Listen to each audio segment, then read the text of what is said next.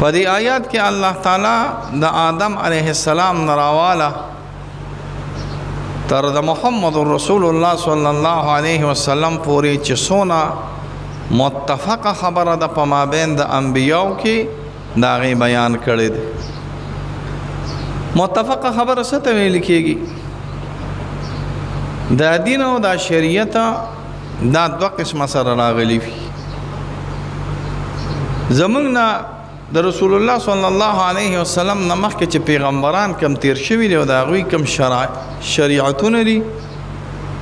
هغې ته مونږ په خپله اصطلاح کې شرایع من قبلنا وي. زمونږ نه مخکې شریعتونه د شرایع من قبلنا چې کوم راغلي دا په دوه قسمه دي. بعضې احکامات یې داسې دي چې هغه د هغوی سره خصوصیت ساتي. شریعت محمد رسول الله صلی الله علیه وسلم کې د هغې نسخ راغلی د مونږ د نسخ قایل یو. نسخ دې ته ویل کېږي چې یو حکم پس زمانه کې وي او بیا منسوخ شي. بعضې غالیانې او ناکاره ډلې د خپلې پیدې لپاره د نسخ نه انکار کوي. د ټولو نه زیات نسخ چې ورته نقصان رسوي دا یهودیان دي. ویلا بګلا وی چرته چې غم دی نو د میر عالم دی او چرته چې غم دی نو د سید عالم دی. څونه چې نسخ کېږي او وروستو انبیا راځي نو شریعت موسوي ته یا یهودیانو ته په اعتبار د نسخ سره د ټولو نه زیات نقصان رسي. ما په خبرو کې ورسې نه رسې که نه په یو یعنی چې شریعت ته موسی علیه السلام یو عیسی علیه السلام راشي او وی په ما ایمان راوړی نو خو دعوه د نسخ به کوي که نه چې په ما ایمان ځکه راوړی چې دین د موسی علیه السلام او شریعت د موسی علیه السلام او کتاب د موسی علیه السلام منسوخ شوی دی ځکه په ما ایمان راوړی. اوس که چېرته عیسی علیه السلام راشي نو دا ویلی شي چې د عیسی علیه السلام دین خو باقي دی، د موسی علیه السلام دین خو باقي دی. شریعت او احکامات د دین د موسی علیه السلام خو باقي دي او په ما باندې بیا هم ایمان راوړی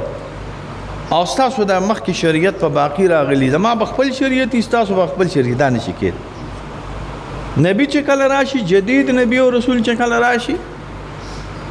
پیغمبر چې کله متحقق شي او دنیا ته راشي نو ما قبل څونه وحی چې راغلی ټوله منسوخه شي. خاص کر چې بیا ګوري د غټې لوی سطحې والا پیغمبر راشي. دې نقطو ته را مولیان سوچ کوي زما.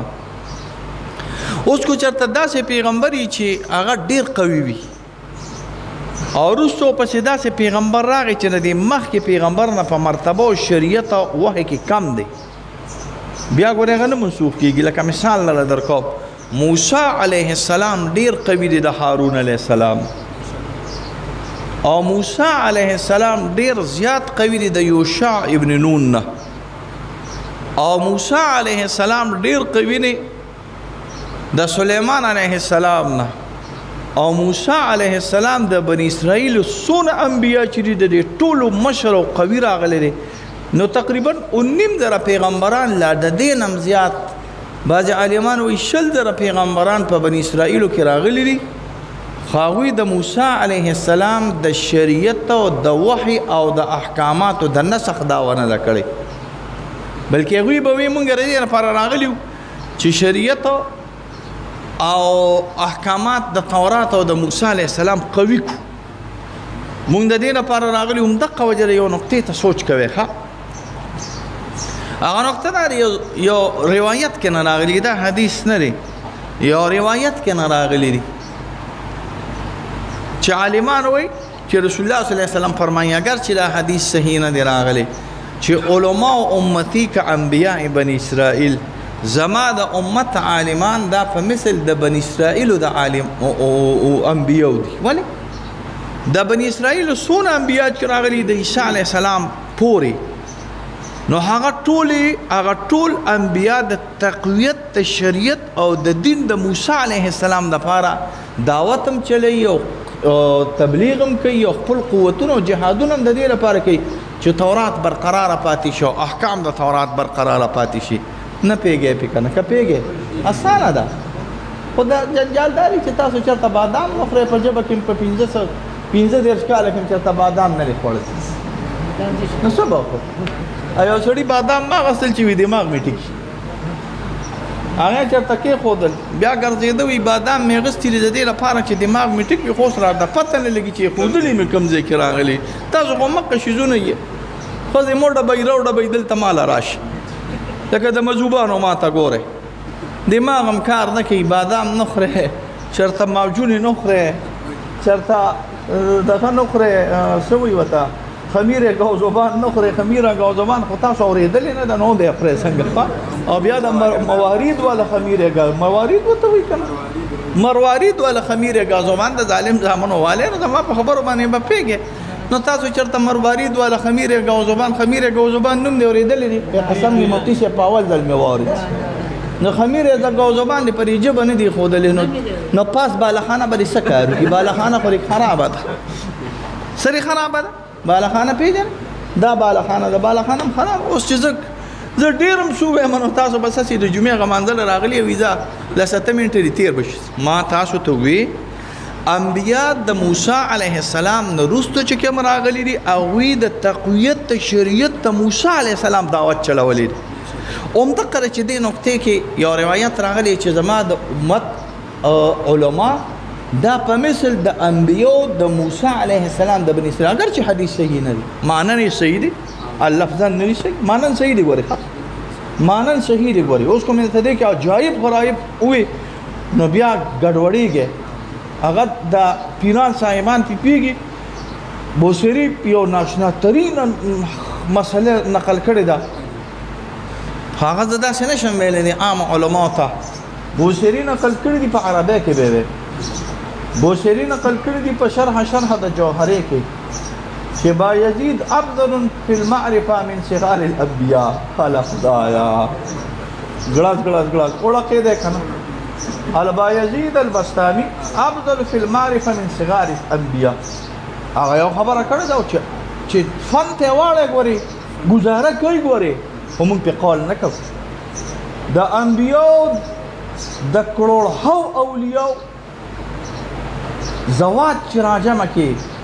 هغه د انبیاء او د صحابو نقطه نشي رسېدی نو بس انبیاء خو ډېر لوی اعلی خلک راغلي دي خو دا د صوفیو خپل شطحیات دي دې ته موږ څه شی وایو نوم ځان سره یاد ساتئ شطحیات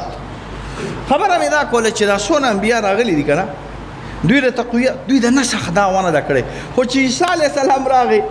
نو دا ونه څه شوه د نسخ نو نسخ نقصان چاته ورسو وایه موسی علیه السلام شریعت ته نقصان ورسو کړ بیا یو ناشنا مسله د ته په باب د مناظراتو کې کوم خو دا په هغه وخت کې به تاسو استعمالوئ چې الله علم زیات کړي او توفیق ته الله درکړي او د عیسایانو سره مناظرې کوي د چا سره عیسایانو سره عیسایان چې کله موږ سره کینی په مناظره کې نو نسخ نفي کوي ځکه چې نسخ خو هغوی ته نقصان ورکوي که نه خو چې د یهودیانو سره کینو نه اثبات ته نسخ کوي ځکه نسخ خو هغوی ته پیدا ورکوي زما په خبرو نه پوهېږئ نو زه څوک عیسایان چې موږ سره کینی نو چې کوم توره باندې دوی یهودیان وخي په هغه توره خو دوی په خپله سر یې کټ کېږي که نه څنګه کټ کېږي ځکه چې نه که نه میا صاحب ځکه چې دوی د یهودیان خو د نسخ نه انکار کوي عیسایان چې د یهودیانو سره په مقابله کې شي نو د نسخ اثبات کوي او چې موږ سره راشي او موږ سره کینی او د نسخ اثبات وکړي نو بیا محمد رسول الله صلی الله علیه وسلم شریعت او نسخ او نبوت راغی او د عیسایانو دا هر څه ختم کړه په خبره نه ما پوه نه شو بیا قرآن ناسخ دی د انجیل لپاره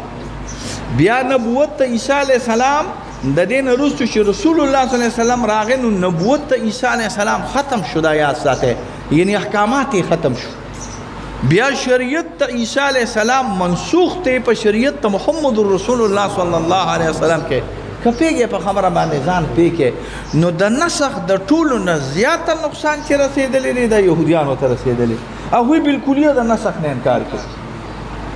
د یهودیانو مذهب دا دی چې نسخ پکې چا راوستلی یو طرف ته به عیسایان را پاسې وایي چې زموږ پیغمبر راغلی دی د موسی علیه السلام شریعت ختم شوی بل طرف ته به مسلمانان را پاسې وایي چې زموږ پیغمبر راغلی دی او د ټولو نه افضل شریعت دی او زمونږ د یهودیانو شریعت او زمونږ د یهودیانو دین او زمونږ د یهودیانو کتاب ختم شوی دی نو د ټولو نه زیات نقصان چې کوي او پیښوي یې پې دا چاته کوي یهودیانو عیسایان چې موږ سره مناظره کوي د ظالم زمان نه انکار د نسخ نه کوي خو چې د یهودیانو سره مناظره کوي نو اثبات ته نسخ کوي پوهېږې اثبات ته نسخ کې د هغوی پیدا ده چې یهودیانو سره مناظره کوي خو اثبات ته نسخ کې د هغوی هر څه خرابېږي چې کله دوی اثبات ته نسخ وکړي او شریعت ته محمد رسول الله صلی الله علیه وسلم پرې راغی د دوی شریعت او د دوی بس دا خبرې پرېږدی خبره مې تاسو ته نه کوله د انبیاو تعلیمات دوه قسمه یو هغه ده چې هغې ته موږ اصول الدین ویو اصول الدین کې انبیا متفق دي ښه اصول الدین دې ته ویل کېږي په خبرم پیم اصول الدین دې ته ویل کېږي چې د هغې نه غیر سماوي الهي یو دین چرته هم قابل قبول نه وي راغلی که دا ټول دینونه وي چې الله شته خو نبوت نشته نو څه پیدا یې وکړه عیسایات مسلمان یهودیان صابیان چې دی وي الله شته واحد لا شریک ذات دی خو نبوت نشته د پیغمبرانو نبوت نشته نو څه پیدا یې وکړه وایي نه که نه ماشاءالله یو پکې ته هو الله دا زمونږ خپل مجالس ښه مولیانو دې ته به داسې نه ګورئ ښه دا فقیرخانه ده ګورئ ښه انشاءالله دا علم خانه هم ده خو دا د علم خانې سره فقیرخانه هم ده ګورئ ښه انشاءالله ښه دلته به خلک ناشنا خلک راځي خبره مې تاسو ته نه کوله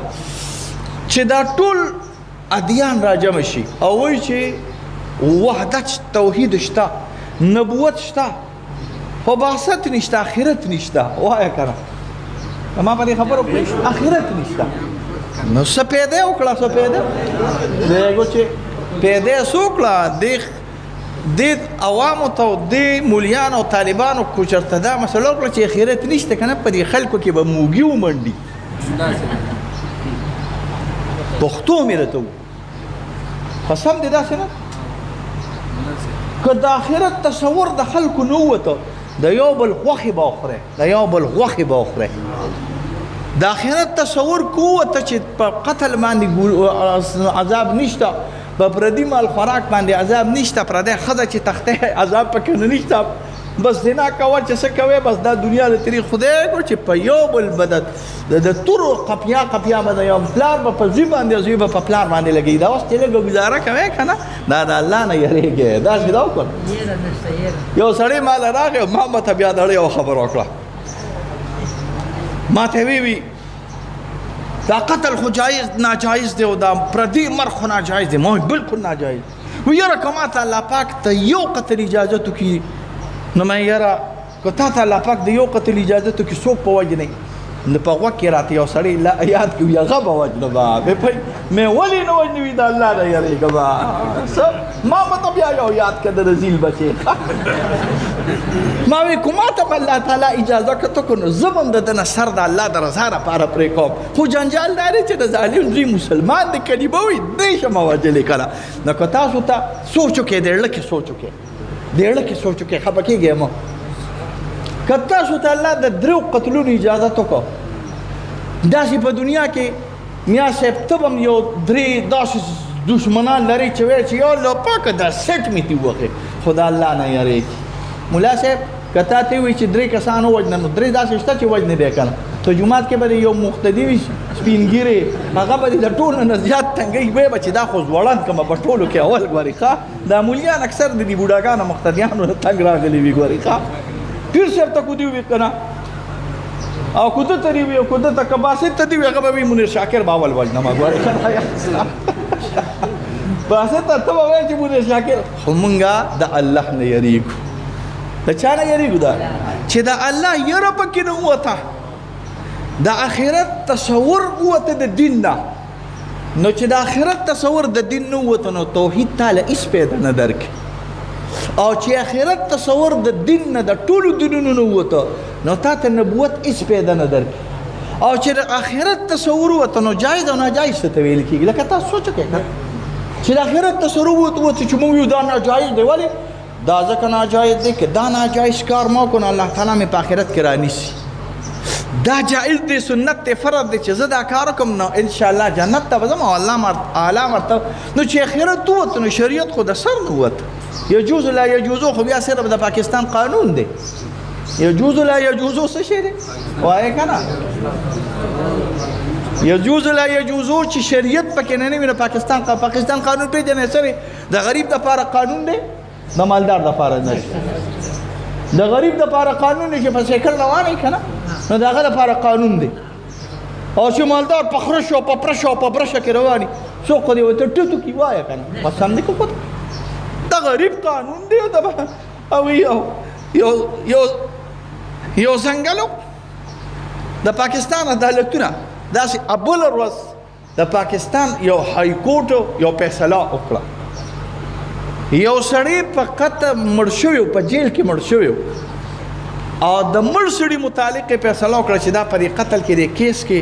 دا بس بری شو ځکه بری شو چې دی ګناهګار نه دی هغه غریب 2 کاله په جیل کې نه تیر کړه په جیل کې مړ شو او جج صاحب مبارک اوس فیصله وکړه چې دا هلکه ګورې څه شي دغه پرېږده د بټو متعلق داري 40 کاله پس وایي چې نه دا هلکه ګورې ښه سړی راغلی و هلکه دی په ظلم باندې وجړی ستاسو خدای بیخ کوغرم د میردین جومات شه 40 ورځې پس په سړي باندې ښځې ودرېږي دوی به ویل لکه څه چل شوي دی دا خو ډېر سخت ظلم شوی دی دا هغه خو د کور ولنوان که نه تاسو یو ځنګل هغې کې میخې منډې والې نه یو ځنګل هغې کې منګکوري منډې وه مږې منډې والې سخته منډې واله خلکو ته وي ولې څه کې ویل که ګورې حکومت اعلان کړی دی که چې د دې ځنګل نه میخې اتیان وځي څه ته نه وځي اتیان که اتیان ګیر شو په دې ځنګل کې نو هغه به بیا 30 کاله قیدي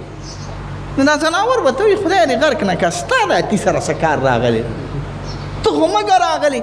ستا د اتي سره څه کار دی خو اتیان به نشي که نه وي نه که نه دا غوره پاکستان عدالت ته کوزې ونیولم او جیل ته دن نه کړم نو 30 کالو کې خو دا پته بیا نه لګي چې زه مګ یم او که زه اتي راغلی یم ګورې یا ساته ګورې 30 کالو کې خو به علت دا پته لګي انکوایري به کېږي پته به لګي چټې به ځي چټې به راځي به دسخط کېږي هغې کې به وکیل نیسي نو 30 کاله کې خو به ایله دا پته ولګي چې زه مږ یم او که زه اتي راغلی یم خپې ولې نه وباسمه چې وتښتمه ګورې ښه دا ستا رمل قانون راغلی خبره مې څه کوله دا مې څه نه شروع کړې خبره مې له دې نه کوله چې دا پاکستان قانون خو نه دی چې د آخرت سره څه تعلق نشته خلک یې صرف د حکومت د یارې د وجې نه مني او د الله د یارې نه مني دا شریعت دی شریعت تعلق د چا سره ساتي د الله د یارې سره ساتي ګورې تا خزیدار مزیدار تکړه مسلمانان یې دا تاسو چې را روجي نیسئ نو دا د خلکو ظاهرا اوبه نسکې او که ښه کوټه کې د سره بیا ډیو پروت یو بیا هم نسکې وایې نه سکې که خبرې نه کوې نو دا ډک جام چې درته پروت وي نو فضل محمده جوړ په خوله باندې راړی کوټه کې نه راړی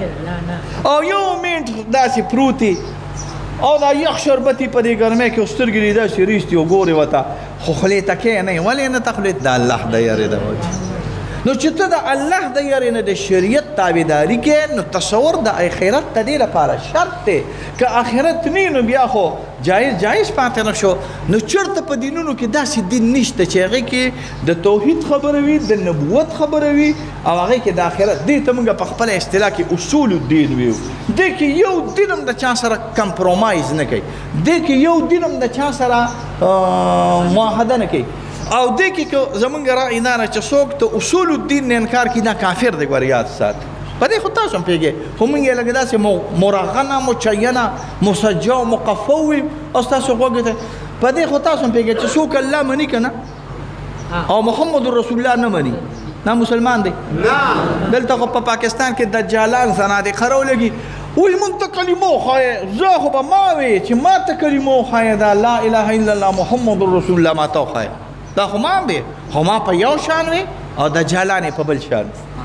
ما په دې انداز کې وی چې تاسو ما ته جمع د کلمې په حدیث کې وښایه اگر چې ما رایستلې ده ما سره حدیث موجود دی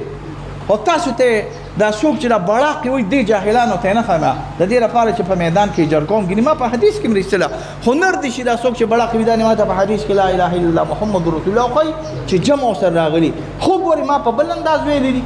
او چې دا خلک وایي چې صلیب کلمه صرف لا اله الا الله ده او محمد رسول الله سره نه ده راغلی، نو هغې د زندیقیت او د انکار حدیث او د رسول الله صلی الله علیه وسلم د شان د کمولو دپاره استعمالي دا ځان سره یاد ساتي. نو ستا پاکستان کې خو دا هم لګیا دي کلمې راته وښایه.